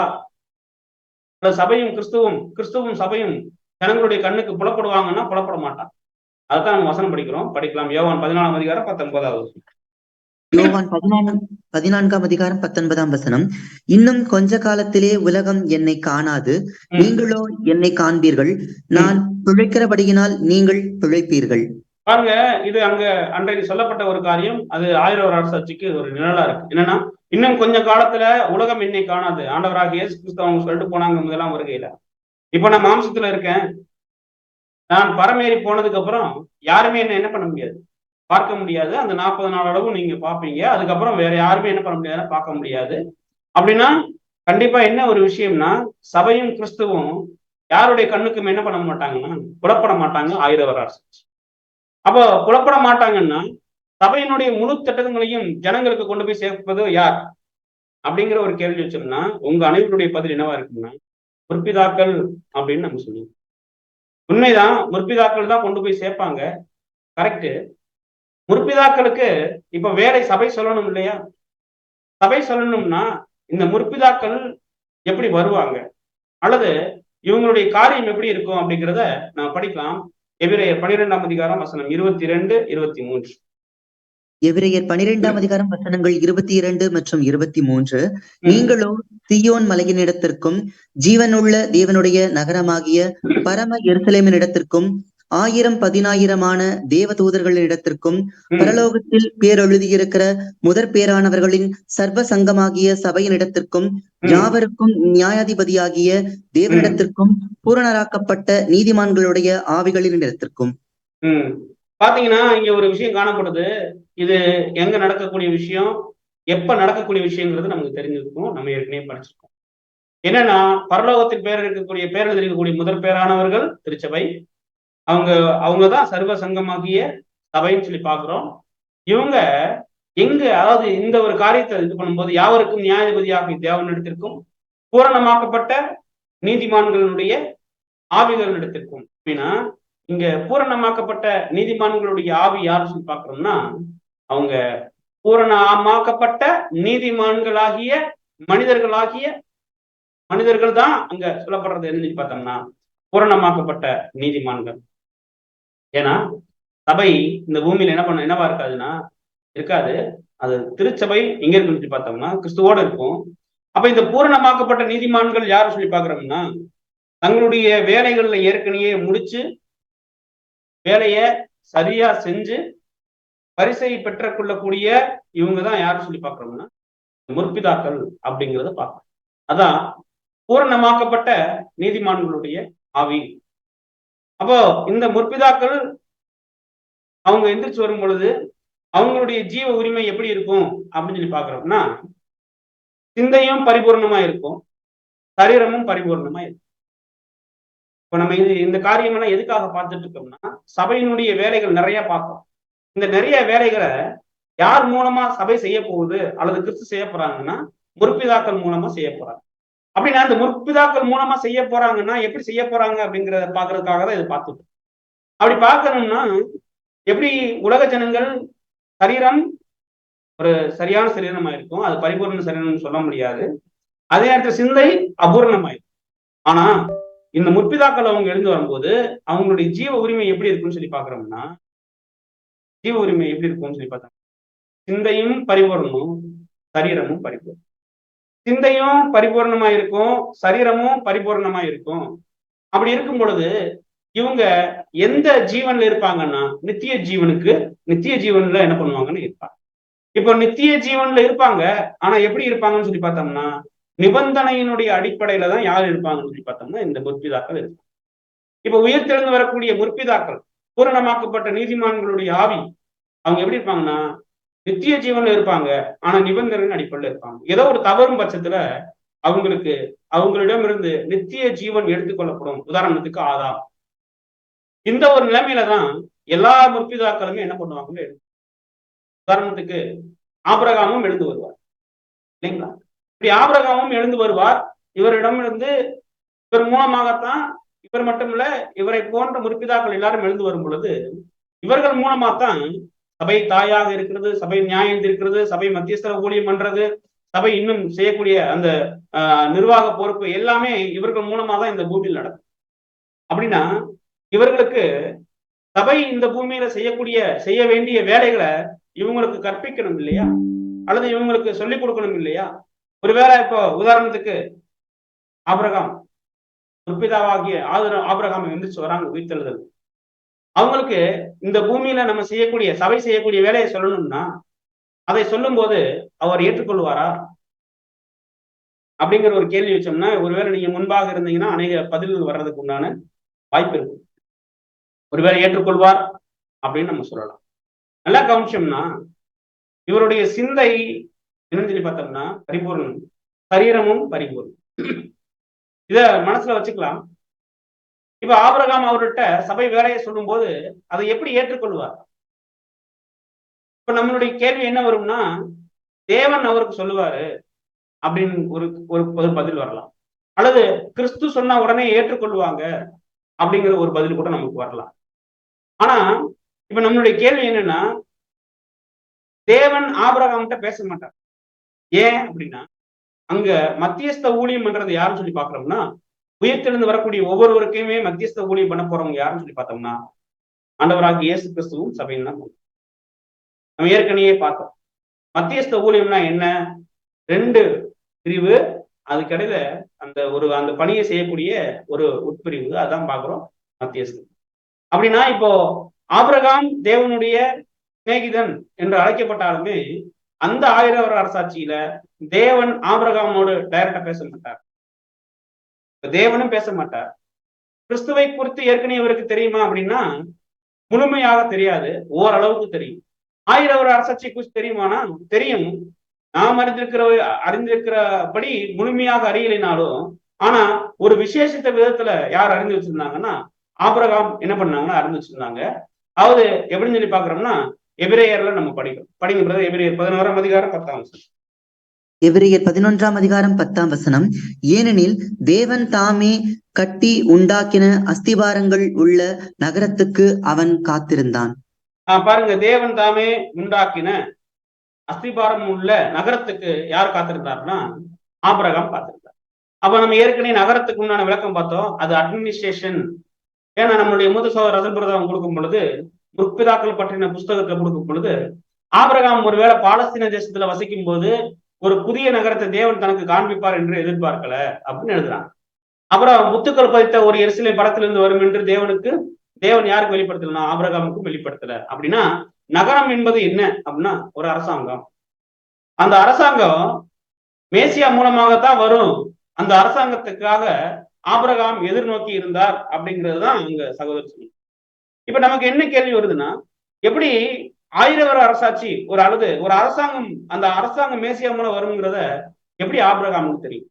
இப்போ நம்ம எதுக்கு இந்த கொஞ்ச நேரம் கொஞ்சம் குழப்பறது போல இருக்கும். என்னன்னா, சபை ஒரு வேலை செய்யும் பொழுது எப்படி முற்பிதாக்கள் கேட்பாங்க அப்படிங்கிற ஒரு காரியத்தில் வரும் பொழுது, உதாரணத்துக்கு நம்ம ஆபிரகாம் எடுத்துப்போம்.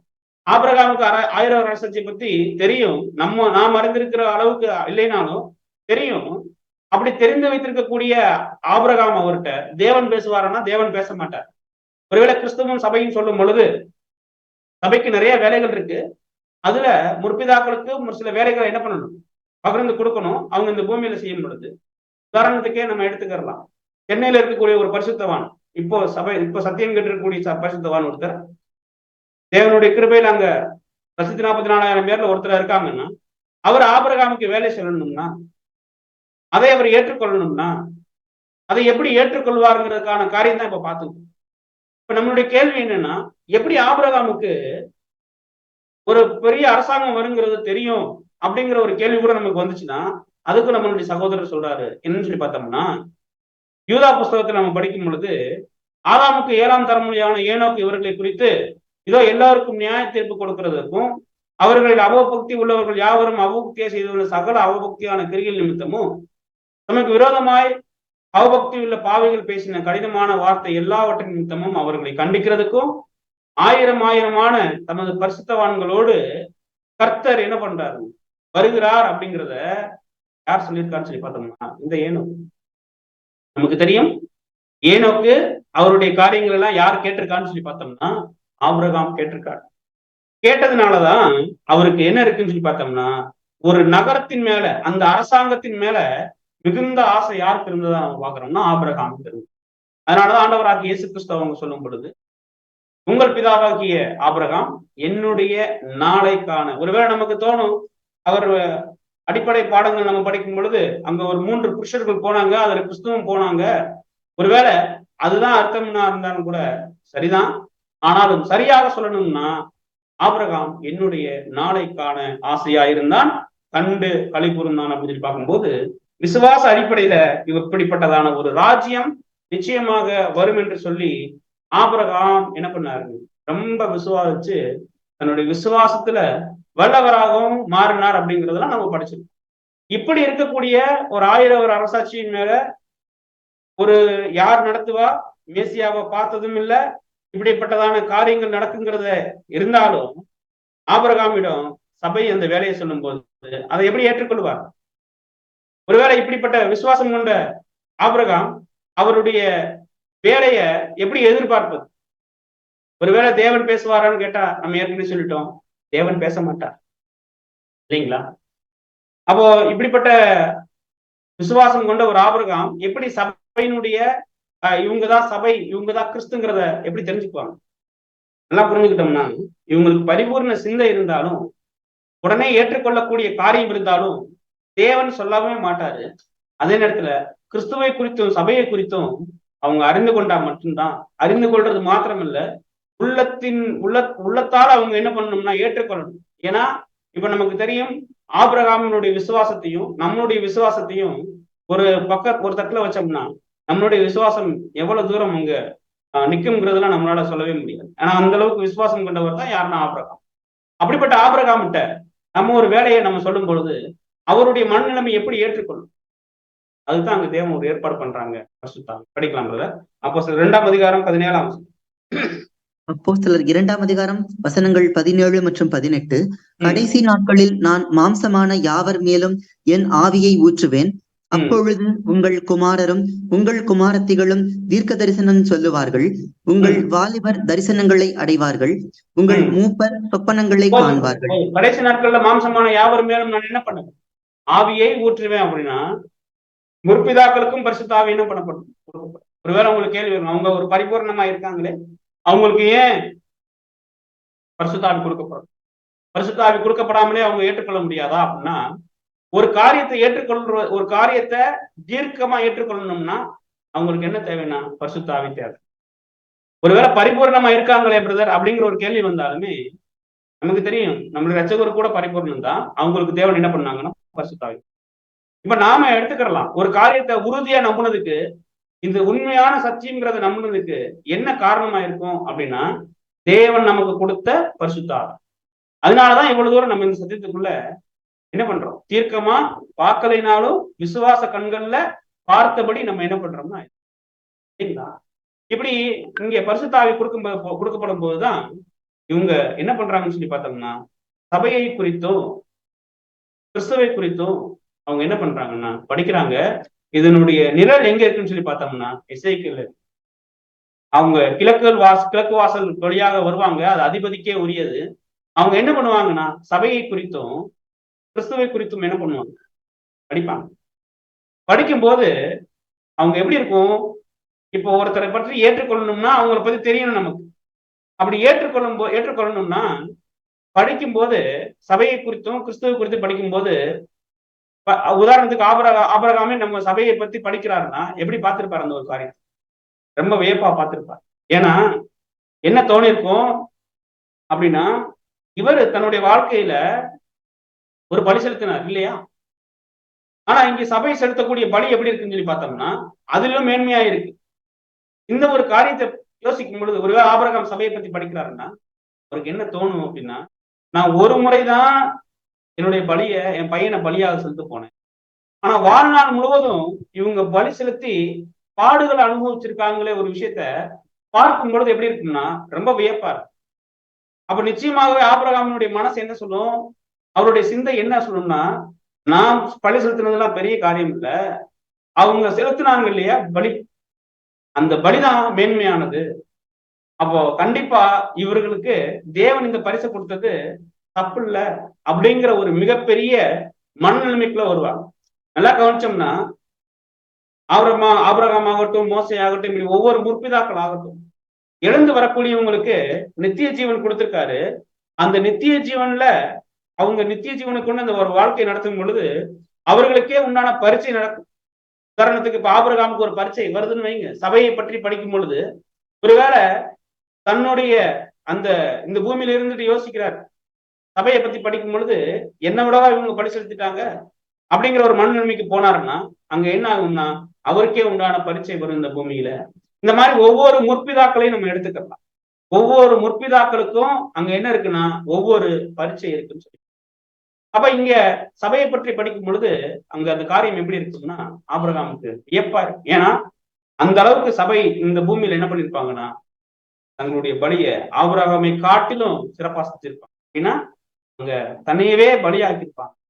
அதை பார்க்கும்போது தானே இப்போ நம்ம ஒரு வேலை செய்யறோம்னா நம்ம எப்ப அடுத்தவங்களுடைய வேலையை பார்த்து பிரமிப்படைவோம், ஆச்சரியப்படுவோம்னா நம்மளை காட்டிலும் ஒருபடி அவங்களுடைய வேலை இருந்துச்சுன்னா கண்டிப்பா என்ன பண்ணுவோம், இது என்னாலவே முடியல, அந்த பிரதர் பண்ணிட்டாரு, அந்த சகோதரி பண்ணிட்டாங்கன்னு ஒரு காரியத்துக்கு போக முடியுங்களா? அந்த போலதான் ஒருவேளை மோசே சபையை பற்றி படிக்கும் போது என்ன என்ன யோசிச்சிருப்போம், என்ன யோசிக்கிறதுக்கு வாய்ப்பு இருக்கு அப்படின்னு சொல்லி பார்த்தீங்கன்னா, நான் ஒரு முறைதான் என்னுடைய காரியங்கள்லாம் என்ன பண்ண வெறுத்து வந்தேன். ஆனா இவங்க எல்லா பாவ காரியங்களையும் வெறுத்து உண்மையா பிதாவை தொழுது கொண்டு எப்படி இப்படி ஒரு வாழ்க்கை வாழலாம். இந்த மாதிரி ஒவ்வொரு முற்பிதாக்களும் அவங்க பார்ப்பாங்க, அவங்களுக்கு தேவனுக்காக ஓடின ஓட்டம் ரொம்ப பெருசு இந்த பூமியில. அவங்களுக்கு என்னவே இல்லைன்னு சொல்லி பார்த்தோம்னா ஒரு நம்ம விலையே கொடுக்க முடியாத அந்த அளவுக்கு அவங்க வேலை என்ன பண்ணிருக்காங்கன்னா இந்த பூமியில பண்ணிருக்காங்க. ஆனா அவங்க சபையை பற்றி படிக்கும் பொழுது, சபையை பத்தி படிச்சதுக்கு அப்புறம் எப்படி காம்ப்ரமைஸ் ஆவாங்க தெரியும். தங்களை காட்டிலும் இவங்க இந்த பூமியில என்ன பண்ணிருக்காங்க, நிறைய பிரயாசங்கள் பட்டிருக்காங்க, பாடுகளை பட்டிருக்காங்கன்னு சொல்லிட்டு என்னதான் நம்ம ஒரு பெரிய மேன்மையான பலி செலுத்தினாலும் நம்மளை காட்டிலும் இவங்க செஞ்ச பலி ரொம்ப மேன்மையா இருக்குன்னு சொல்லிட்டு இவங்களுடைய மனநிலைமை எப்படி காணப்படும் சொல்லி பார்த்தோம்னா யோனாத்தானுடைய மனநிலைமை போல காணும். எப்படி அப்படின்னா, யோனாத்தானன் ஒரு ஒரு ராஜா குடும்பத்துல பிறந்த ஒருத்தர். அதே போலதான் இந்த இஸ்ரேல் ஜனங்கள் மத்தியில பிறந்த சரிங்களா இந்த முற்பிதாக்களும் இவங்களுடைய மனசு எப்படி இருக்கும் அப்படின்னு சொல்லி பார்த்தோம்னா ஒரு மிகப்பெரிய ஒரு காரியத்தை செஞ்சு முடிச்ச அளவுக்கு தங்களுடைய மனசு இருக்கும் பொழுது இவங்க மற்ற காரியங்கள் சபையை குறித்து படிக்கும் பொழுது சபையினுடைய வாழ்க்கை அதனை காட்டில் மேன்மையா இருக்கும்போது இவங்க என்ன நினைப்பாங்கன்னா தேவனால பயன்படுத்தக்கூடிய பாத்திரம் இவங்க தான் அப்படிங்கிற ஒரு மிகப்பெரிய மனநிலைமைக்கு வந்துட்டு, எப்படி நம்ம கவனிச்சு பார்க்கும்போது அங்க யோனத்தானன் லிட்டரலா அந்த பழைய ஏற்பாட்டுல நம்ம பார்க்கும்போது யோனத்தானன் தாவீது ஒரு காரியம் செஞ்ச போது இந்த கோலியாத்த ஆஹ் ஆஹ் அதாவது கோலியாத்தினுடைய வாழ்க்கையை முடிச்ச போது சவுல் கொண்டது 1000, தாவீது கொண்டது 10,000 படிக்கும் போது தேவன் தாவீதோடு இருக்கிறார் என்பதை உணர்ந்து கொண்டு ராஜ்ய பாரியத்தை விட்டு கொடுத்தாரு இல்லையா? அது அந்த அது அந்த ஒரு அன்பு இருக்கு இல்லைங்களா? அதே மாதிரிதான் இவங்க போவாங்க. இந்த ராஜ்யத்தை நடத்த சரியான தகுதி உள்ளவங்க யாருன்னா இந்த சபை வகுப்புக்குள்ள வந்த வாய்ப்பார் தான், அந்த வகுப்பார் தான் அப்படிங்கிற ஒரு மனநிலைமைக்குள்ள யார் போவாங்கன்னா இவங்க போவாங்க. அதனாலதான் நம்ம சொன்னோம், இந்த மாதிரியான ஒவ்வொரு முற்பிதாக்களினுடைய மனநிலைமை எப்படி இருக்கும்னா யோனாத்தானனை போல இவங்க செஞ்சாதான் சரியா இருக்கும். நம்ம ஏற்கனவே செஞ்ச கிரியை காட்டி இவங்க என்ன பண்ணிருக்காங்க, அதிகமா செஞ்சிருக்காங்க. தேவன் இவங்களை ஆசீர்வதிச்சிருக்கார் அப்படிங்கிற ஒரு மிகப்பெரிய மனநன்மைக்கு போவாங்க யோனாத்தானனை போல. அந்த அளவுக்கு இவங்க என்ன பண்ணுவாங்கன்னா போவாங்க. அதுக்குதான் ஒரு நிழலா நம்ம ஒரு வசனம் படிக்கலாம். 1 சாமுவேல் 18ஆம் அதிகாரம் 4வது வசனம். 1 சாமுவேல் 18ஆம் அதிகாரம் 4ஆம் வசனம். யோனத்தான் போர்த்து கொண்டிருந்த சால்வையை கழற்றி அதையும் தன் வஸ்திரத்தையும் தன் பட்டயத்தையும் தன் வில்லையும் தன் கச்சையையும் கூட தாவீதுக்கு கொடுத்தான். பாத்தீங்கன்னா எப்படி இவங்க கொடுத்தாங்களோ, அதாவது யோனத்தான் கொடுத்தாரோ அதே மாதிரி தங்களுடைய மனசை என்ன பண்ணிக்கிடுவாங்கன்னா உண்மையாகவே ஒரு நல்ல ஒரு சுத்த இருதயத்தோட அவங்க என்ன பண்ணுவாங்கன்னா ஏற்றுக்கொள்வாங்க. யாருன்னா அந்த சபை வகுப்பார். இப்ப சபை வகுப்பார இவங்க பார்க்கும்போது எப்படி பார்ப்பாங்கன்னா தேவன் ஆசீர்வதித்த தாவீதை போல பார்ப்பாங்க. இப்போ தாவீதை போல இருக்கக்கூடிய சபை வகுப்பார் இந்த முற்பிதாக்களை எப்படி பார்ப்பாங்கன்னு தெரியுங்களா? தாவீதினுடைய மனநிலைமை எப்படி இருந்துச்சோ இந்த பூமியில யோனத்தானை பார்க்கும்போது அதே போல சபையினுடைய மனசு எப்படி அப்படின்னு சொல்லி பார்க்கணும்னா, இப்ப யோனத்தானன் இந்த பூமியில இருக்கும் பொழுது, தாவீதும் இந்த பூமியில அவங்க இருக்கும் பொழுது, அவங்களுடைய வாழ்க்கை காலங்கள் நடக்கும் பொழுது தனக்கு எதிரா எத்தனையோ முறை அம்பு எய்த போதும் யோனாத்தானன் மூலமாக என்ன பண்ணப்பட்டுச்சுன்னா ஜீவன் காக்கப்பட்டது. தன்னுடைய தகப்பன் மூலமாக ஜீவன் எடுக்கப்படக்கூடிய சூழ்நிலை வந்தாலும் யோனாத்தானன் மூலமாக என்ன பண்ணாருன்னா தாவீதனுடைய ஜீவன் காக்கப்பட்டது.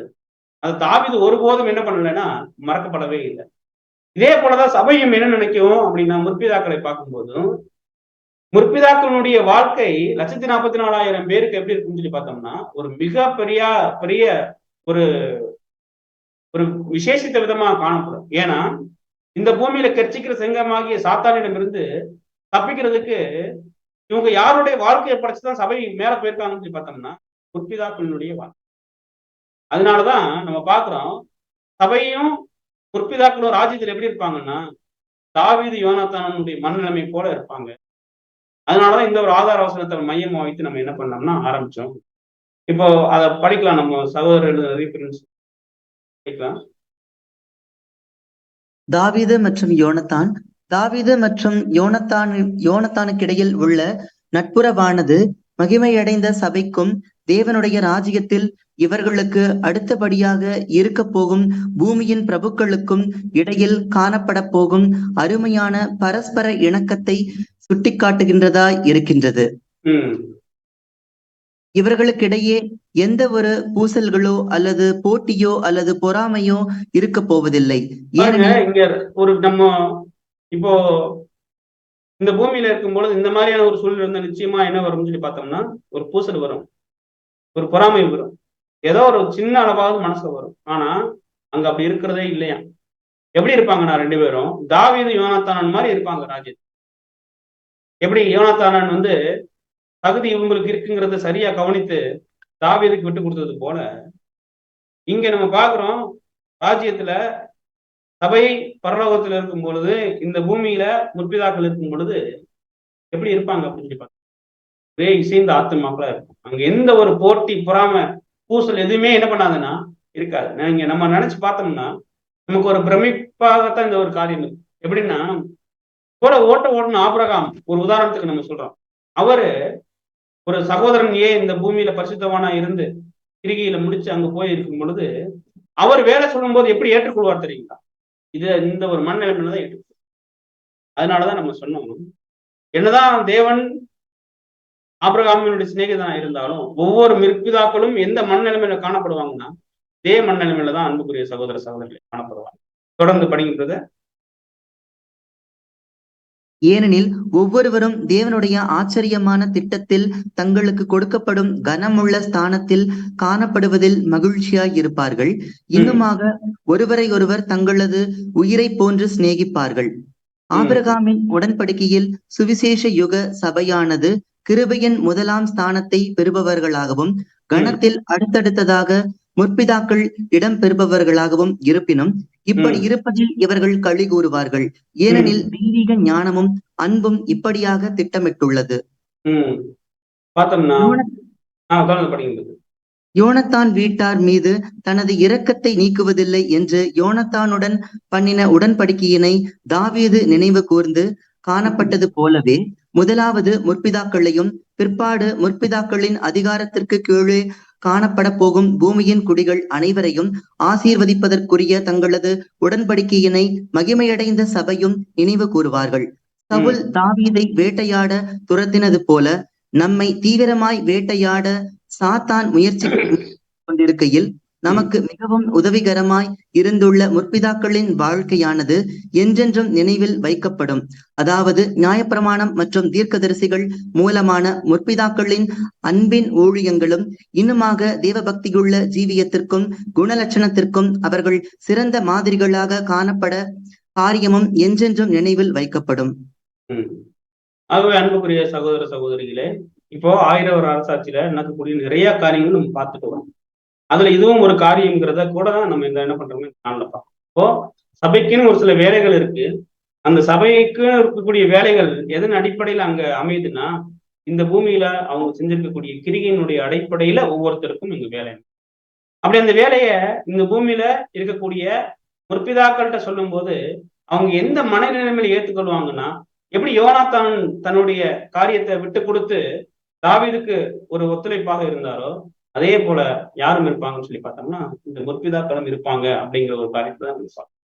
ஆகவே அன்புக்குரிய சகோதர சகோதரிகளே, இந்த போல நிறைய காரியங்களை தேவன் நமக்கு என்ன பண்ணிட்டு இருக்காருன்னா வெளிச்சம் போட்டு காண்பித்துக் கொண்டிருக்கிறார். அப்போ இந்த காரியங்கள் நிச்சயமாக நடந்து நிறைவேறும் என்பதை நம்ம நன்கு அறிந்தவர்களாக. அப்படி இருக்கும் பொழுது நம்மள்கிட்ட காணப்படக்கூடிய தேவையில்லாத அசுத்தங்கள் நம்மளை விட்டு நாளுக்கு நாள் மாறி ஒவ்வொரு நாளும் நம்ம மறு ரூபம் அடைவதற்குண்டான காரியங்கள் நம்மளுடைய வாழ்க்கையில நடைபெறணும் அப்படிங்கிறது கூட இந்த ஒரு பாடத்தின் வாயிலாக நம்ம இந்த ஒரு பாடத்தை கேட்கிறோம். பொறுமையாக கேட்ட அனைவரையும் தேவன் தாமை ஆசிரியர் வழிநடத்துவாராக. தொடர்ந்து சகோதரர் வழிநடத்துவார் என்பதை கூட உண்மை